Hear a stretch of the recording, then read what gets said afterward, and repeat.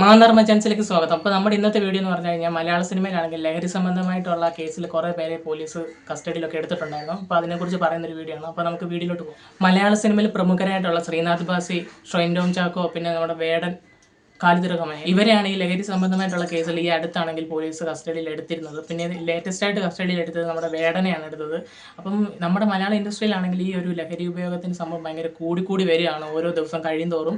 എനിക്ക് തോന്നുന്നു ഇപ്പം വേടനെ ഇപ്പോൾ ഇതുപോലെ പോലീസുകാർ അറസ്റ്റ് ചെയ്തതിന് ഒരു ദിവസമോ 2 ദിവസം മുമ്പായിരുന്നു ഖാലിദ് റഹ്മാനെ പോലീസ് പിടിച്ചിരുന്നത്.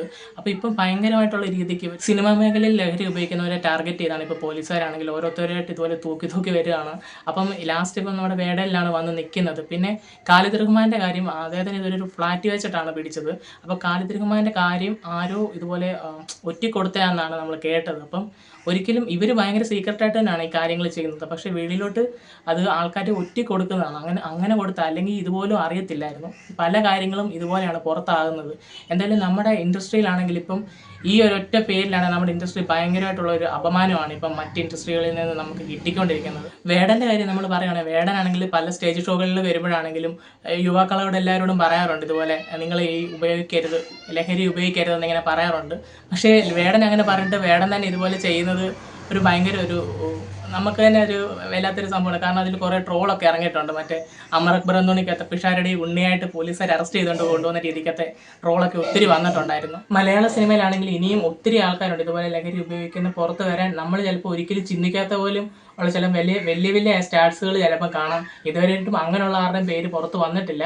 പക്ഷേ ഇനിയും പുറത്ത് വരാൻ സാധ്യത വളരെ ചാൻസ് കൂടുതലാണ്. ഇപ്പം തന്നെ ഇപ്പോഴത്തെ ലിസ്റ്റിൽ തന്നെ 4 പേര് തൂക്കിയിട്ടുണ്ട്. ഇനിയിപ്പോൾ എത്ര പേരെ ആയിരിക്കും ഇനിയും പൊക്കുന്നതെന്ന് നമുക്ക് പറയാൻ പറ്റത്തില്ല. ഇതുവരെ ഈ പിടിക്കപ്പെട്ട 4 പേരുമാണെങ്കിലും ഭയങ്കര ഹൈലി ടാലന്റഡ് ആയിട്ടുള്ള അവരെ എന്ത് ജോലിയാണോ നമ്മുടെ സിനിമയിൽ ചെയ്യുന്നത് അതിൽ 100% നീതി പുലർത്തി വർക്ക് ചെയ്യുന്ന ആൾക്കാരെയാണ് പിടിച്ചിട്ടുള്ളത്. പക്ഷെ നമ്മൾ അത് പറഞ്ഞിട്ട് കാര്യമില്ല. അവർക്ക് നല്ല കഴിവുള്ളവരാണ്. പക്ഷെ ആ കഴിവ് അവർ നല്ല രീതിക്ക് മുമ്പോട്ട് കൊണ്ടുപോകാൻ നോക്കണം. അല്ലാതെ ഇതുപോലെ ചില കാര്യങ്ങളൊക്കെ ഏർപ്പെട്ടാണെങ്കിൽ അത് ഉള്ള കഴിവും അല്ലെങ്കിൽ ആൾക്കാർ ഇഷ്ടപ്പെടുന്നവരെ വെറുപ്പിക്കുന്ന രീതിക്കത്തെ കാര്യങ്ങളൊന്നും ചെയ്യാതിരിക്കുകയാണ് വേണ്ടത്. ശരിക്കും പറഞ്ഞു കഴിഞ്ഞാൽ നമുക്ക് പൈസയും ഫെയിമും ഒക്കെ ആകുമ്പോൾ എല്ലാവരും അതൊക്കെ മറന്നാണെങ്കിൽ ഇതിൻ്റെ പുറകിലൊക്കെ പോകും. അവസാനം ഇതുപോലെ കുറേ പേരെ ലൈഫൊക്കെ പോയി നമുക്ക് തന്നെ കുറേ പേരുടെ കാര്യങ്ങൾ അറിയാവുന്നതായിട്ടുണ്ട്. സ്പോർട്സിലാണെങ്കിലും സിനിമ മേഖലയിലാണെങ്കിലും അല്ലാത്ത പല വലിയ കാര്യങ്ങളിൽ ഏർപ്പെട്ടിരിക്കുന്നവരുടെ കാര്യം. അപ്പോൾ ഇതൊക്കെ അറിഞ്ഞു വെച്ചിട്ടും ഈ ഇത്രയും നല്ലൊരു ഓപ്പർച്യൂണിറ്റി കിട്ടുമ്പം അത് നല്ല രീതിക്ക് യൂസ് ചെയ്യാതെ ഈ ഒരു രീതിക്ക് സ്പോയിൽ ചെയ്ത് കളയുന്ന അത്ര നല്ല കാര്യമായിട്ട് നമുക്ക് തോന്നുന്നില്ല. പിന്നെ ഇതുപോലെ തന്നെ വേറെ പല നടന്മാരുണ്ട്. ഇപ്പം നമ്മുടെ മലയാള സിനിമയിൽ തന്നെ എത്രയോ ലെജൻഡായിട്ടുള്ള ആക്ടേഴ്സ് ഉണ്ട്. അവരൊക്കെ ഇപ്പോഴും നല്ല രീതിക്ക് തന്നെ അവർ ഇൻഡസ്ട്രിയിൽ നിൽക്കുന്നുണ്ട്, സിനിമകളും ചെയ്യുന്നുണ്ട്. അവരുടെ പേരിലൊന്നും കുഴപ്പമില്ല. ഈ അടുത്ത് വന്ന് കയറിയ പിള്ളേരാണ് ഇത് ഏറ്റവും വലിയ പ്രശ്നമായിട്ട് മാറിയിരിക്കുന്നത്. ഇപ്പോൾ പിള്ളേരെന്ന് പറഞ്ഞത് ഈ അടുത്ത സിനിമയിൽ വന്ന ആൾക്കാരുടെ കാര്യമാണ് പറഞ്ഞത്.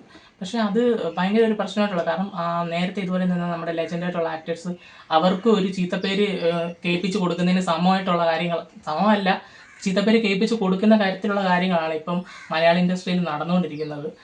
ഇപ്പം നമ്മുടെ പറഞ്ഞ പോലെ നമ്മുടെ അഭിപ്രായം പറയുവാണെങ്കിൽ ഇതുപോലുള്ളവരെ ഇനിയും കൂടുതൽ പേരെയും പൊക്കിയാലേ കാര്യങ്ങൾ ശരിയാവത്തുള്ളൂ. എന്നാലേ ഇതെല്ലാം വിളിച്ച് ആൾക്കാരുടെ മുന്നിലേക്ക് ഈ കാര്യങ്ങളെല്ലാം ഇവരെല്ലാം ഇത് ഉപയോഗിക്കുന്നവരാണെന്ന് ഉള്ളത് കൊണ്ടുവരണം. എന്നിട്ട് പോലും ചിലരുടെ ഈ പൊക്കിയ ആൾക്കാരിൽ ചില ആൾക്കാരുടെ ആരാധകരൊക്കെ ആണെങ്കിൽ ഇൻസ്റ്റാഗ്രാമിലും മറ്റ് പല പ്ലാറ്റ്ഫോമുകളിലും ആണെങ്കിൽ ഇവരെ സപ്പോർട്ട് ചെയ്തിട്ടാണ് സ്റ്റോറി ആണെങ്കിലും സ്റ്റാറ്റസ് ആണെങ്കിലും ഇടുന്നത്. തിരിച്ച് വരൂ എന്നുള്ള രീതിക്കത്തെ സാധനമാണ്. ഇവരെന്തോ സിനിമ 2-3 പടം പൊട്ടിയിട്ട് കമ്പാക്ക് കൊടുക്കുന്ന രീതിക്കത്തെ ഒരു ഫാൻസുകാരൊക്കെ സ്റ്റാറ്റസ് ഒക്കെ ഇടുന്ന രീതിക്കാണ് കഞ്ചാവ് കേസിനകത്തായി പോയവരെയൊക്കെ പുറത്ത് വരാനുള്ള രീതിക്ക് ഫാൻസുകാർ ഇതുപോലെ കമൻറ്റ് ഇടുന്നത്. സത്യം പറഞ്ഞു കഴിഞ്ഞാൽ കാണുമ്പോൾ ഭയങ്കര ഒരു പുച്ഛം തോന്നുന്നുണ്ട്. കാരണം ഇവർ ഈ കഞ്ചാവ് കേസ് എന്ന് പറഞ്ഞപ്പോഴേ ഇവർ ഇതുപോലെ കാണിക്കുന്നത്. അവരിപ്പോൾ എന്തെങ്കിലും ഒരു റേപ്പ് കേസ് വല്ലതും അകത്ത് പോയി കഴിഞ്ഞാൽ ഇതുപോലെ അവർ പറയുമെന്ന് വരെ നമ്മൾ സംശയമുണ്ട്. അതുപോലത്തെ ആൾക്കാരാണ് നമ്മളപ്പം. നമ്മുടെ ഈ സമൂഹത്തിൽ എന്താണോ സംഭവിക്കുന്നത് അത് മനസ്സിലാക്കി അത് അണ്ടർസ്റ്റാൻഡ് ചെയ്ത് നമ്മൾ നല്ല രീതിക്ക് നമ്മുടെ മൈൻഡ് സെറ്റ് നല്ല ആയിരിക്കണം. അല്ലാതെ ഇതുപോലുള്ള ചീത്ത കാര്യങ്ങളെയൊന്നും നമ്മൾ സപ്പോർട്ട് ചെയ്യാൻ പാടില്ല. അപ്പം ഇതിലെന്താ സംഭവിക്കുന്നത് വെച്ച് കഴിഞ്ഞാൽ ബാക്കിയുള്ളവരും ഇവരുടെ മൈൻഡിലോട്ടായി പോവുകയാണ്, പറന്ന് നടക്കുന്ന രീതിക്ക് അങ്ങ് ആയി പോവുകയാണ്. കാരണം നമ്മൾ ആ ഒരു മൈൻഡ് സെറ്റിലോട്ട് ആയിപ്പോയി കഴിഞ്ഞാൽ അത് നല്ലതല്ല. ഇപ്പം ഇങ്ങനെ ചിന്തിക്കുന്ന ആൾക്കാരും വേണമെങ്കിൽ നാളെ ഇത് ഉപയോഗിക്കുന്നവരായിട്ട് മാറും ചിലപ്പം. അതുകൊണ്ട് നല്ല രീതിക്കൊക്കെ നല്ല കാര്യങ്ങളൊക്കെ ചെയ്ത് മുമ്പോട്ട് പോകാൻ നോക്കുക. നമുക്ക് കിട്ടിയ ഓപ്പർച്യൂണിറ്റീസൊക്കെ നമ്മൾ നല്ല രീതിക്ക് തന്നെ യൂസ് ചെയ്തിട്ട് പോകുകയാണെങ്കിൽ എല്ലാവർക്കും നല്ലൊരു ഒരു ഭാവി ഉണ്ടാകും. അല്ലെങ്കിൽ ഇതുപോലെ ഉള്ള ഭാവിയും കൂടെ നശിപ്പിച്ചിട്ടുള്ള കാര്യങ്ങൾ ചെയ്യുകയാണെങ്കിൽ പിന്നെ പറഞ്ഞിട്ട് കാര്യമില്ല. ഇപ്പൊ കഞ്ചാവും മയക്കുമരുന്നൊന്നും മാത്രമല്ല, നമ്മൾ ഈ സിഗരറ്റും അതുപോലെ തന്നെ കള്ളു കുടിക്കുന്നതും ഒക്കെ തന്നെ ഭയങ്കര പ്രശ്നമായിട്ടുള്ള സംഭവം തന്നെയാണ്. ഇപ്പം നമ്മൾ കള്ളുകുടിയുടെ ഒക്കെ കാര്യം പറയുകയാണെങ്കിൽ പണ്ട് നമ്മുടെ തിലകൻ, ലെജൻഡാണ് തിലകൻ എന്ന് പറഞ്ഞ ആക്ടർ, അദ്ദേഹമൊക്കെ ഇതുപോലെ മദ്യപിച്ച് സെറ്റ് ചെയ്യുന്ന സംവിധായകനായിട്ടൊക്കെ സത്യനന്ദിക്കാടുമായിട്ടൊക്കെ സംസാരമൊക്കെ ഉണ്ടായിട്ടുണ്ട്. പക്ഷേ അവർ കള്ളു കുടിച്ചതിനാണ്. ഇപ്പോൾ ഒന്ന് ആലോചിച്ചോണം, അതിൽ കുറേ ഭയങ്കരമായിട്ട് വന്നു. ഇപ്പം കഞ്ചാവായി. ഇപ്പം ഇതെല്ലാം സിനിമ സെറ്റുകളിൽ കഞ്ചാവും മയക്കുമരുന്നും ഒക്കെയാണ് കൂടുതലും ഉള്ളത്. അപ്പം ഇത് ഒരു വ്യത്യാസം നമ്മളൊന്ന് ആലോചിച്ച് വേണം. അന്ന് ആ കാണിച്ചതും പ്രശ്നമാണ്, ഇതും പ്രശ്നമാണ്.